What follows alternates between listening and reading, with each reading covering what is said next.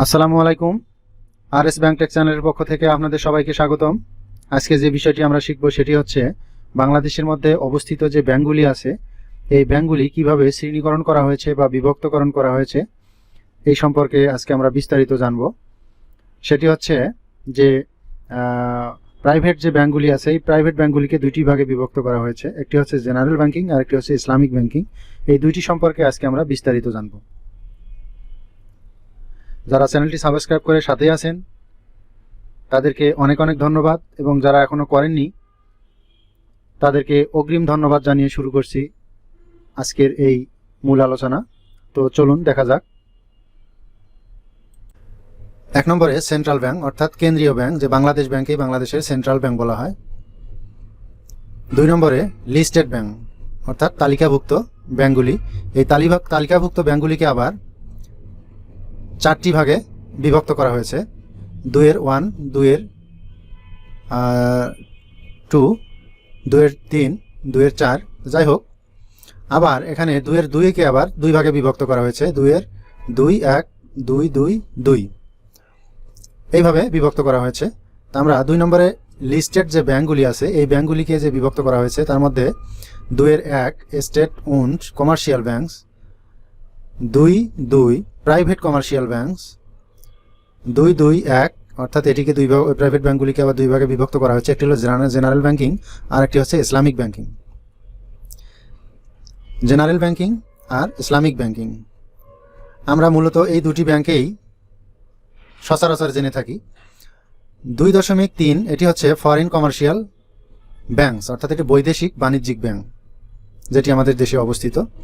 2.4 specialised bank অর্থাৎ বিশেষায়িত bank. 3 নম্বরে আনলিস্টেড ব্যাংক, যেগুলি তালিকাভুক্ত নয়, যেমন গ্রামীণ ব্যাংক, এরকম জাতীয় ব্যাংকগুলি হচ্ছে unlisted bank. See also references, এগুলি হচ্ছে বিভিন্ন বীমা আর্থিক প্রতিষ্ঠান, এগুলো সম্পর্কে এখানে লেখা। তো যাই হোক, আপনারা এই বিষয়টি জানলেন। আমরা এখন দেখব যে জেনারেল ব্যাংকগুলির নাম বা প্রাইভেট কমার্শিয়াল ব্যাংকগুলির লিস্ট আমরা দেখব।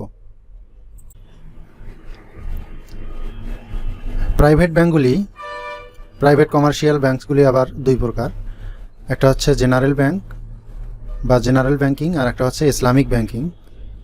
তো আমরা গত ভিডিওতে আমরা ইসলামিক ব্যাংকিংগুলো আমরা দেখেছি, যে কোন কোন ব্যাংকগুলা বা ব্যাংকের নামগুলো আমরা দেখেছি।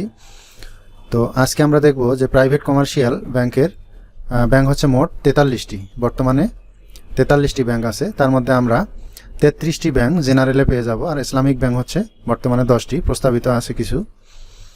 তো যাই হোক, আমরা স্ক্রল করে নিচে যাচ্ছি, এখানে দেখতে পাবো যে জেনারেল যে ব্যাংকগুলি আছে, এই যে দেখেন এখানে 33টি bank. There are 43 private commercial banks in Bangladesh. Most or all of general banking among the private commercial banks operating in Bangladesh. 33 banks conduct traditional or general banking activities. আমরা নিচে যাচ্ছি, ধীরে ধীরে আপনারা দেখে নেবেন ব্যাংকগুলির নাম। 33টি ব্যাংক জেনারেল ব্যাংকিং হিসেবে আমরা পেয়ে যাব। তার মধ্যে হচ্ছে Pubali bank, Uttara bank, AB bank, IFIC bank limited, united commercial bank, এই ব্যাংকগুলি, city bank, NCC bank, eastern bank, Dutch Bangla bank,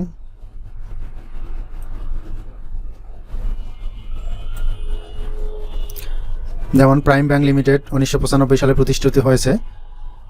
যখন এটি সাবমিট করা হয়েছে তখন এটি 146টি ব্রাঞ্চ ছিল। এখানে ঠিকানা কোথায়, এর হেড অফিসটি অবস্থিত, এই মূলত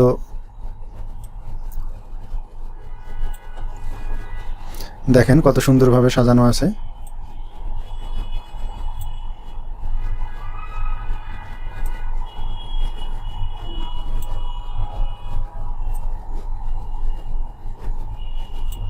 মোট হচ্ছে জেনারেল প্রাইভেট ব্যাংকগুলির মধ্যে মোট যে জেনারেল ব্যাংক আছে 33টি, তার মধ্যে আমরা 33টি অলরেডি দেখে ফেললাম।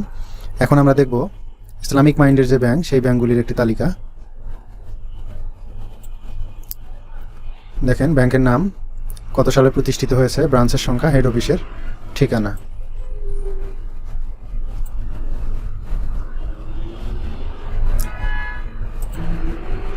তো আজকে এই পর্যন্তই। যদি ভিডিওটি ভালো লাগে অবশ্যই সাবস্ক্রাইব করবেন, লাইক কমেন্ট শেয়ার করবেন এবং পরবর্তী ভিডিওগুলো পেতে অবশ্যই সাবস্ক্রাইব করবেন। দেখা হবে অন্য কোনো দিন অন্য কোনো বিষয় নিয়ে। আজকের মতো এখানেই শেষ করছি। সবাইকে ধন্যবাদ জানিয়ে শেষ করছি। আসসালামু আলাইকুম।